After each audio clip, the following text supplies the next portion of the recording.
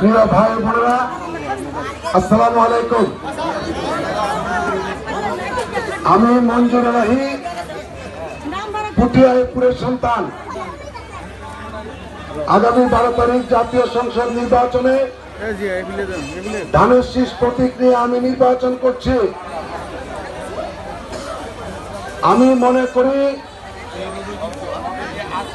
Nomination আনার দায়িত্ব ছিল আমার।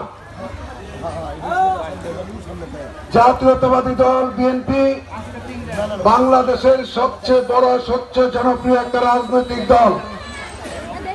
এই দলের মনোনয়ন আনা নির্বাচন করার চেয়ে কোনো অংশে কম নয়। আমি মনোনয়ন পেয়েছি ধানের শীষে। আপনারা কি খুশি হয়েছেন? আমার শুধু মনে হতো মনোনয়ন আনার দায়িত্ব ছিল আমার, 12 তারিখের নির্বাচনে আমাকে পাশ করানোর দায়িত্ব হচ্ছে পুটিয়াপুরবাসী। আপনারা কি দায়িত্বটা পালন করতে রাজি আছেন?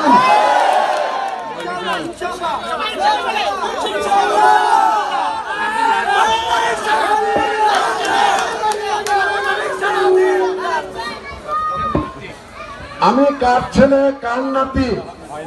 আমি মঞ্জুর এলাহিকে আমার RSCSS সবকিছু কিন্তু আপনাদের সকলের জানা আছে। আমার পক্ষে সাফাই গাইতে হবে আমার। আমি কিন্তু আপনাদের উপর ভরসা করেই রাজনীতি করছি।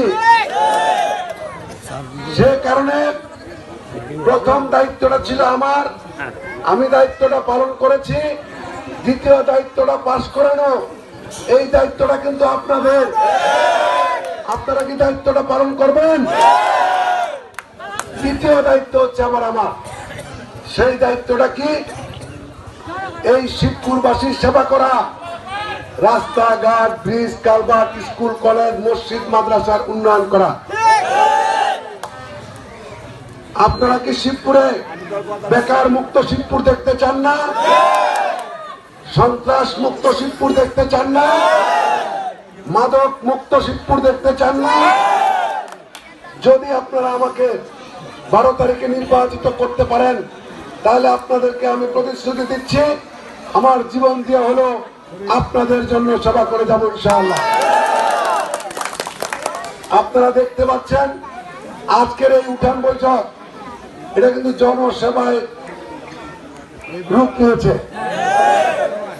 পরিস্থিতির এই ভালো না, কাউকে বসতে দিতে পারছি না।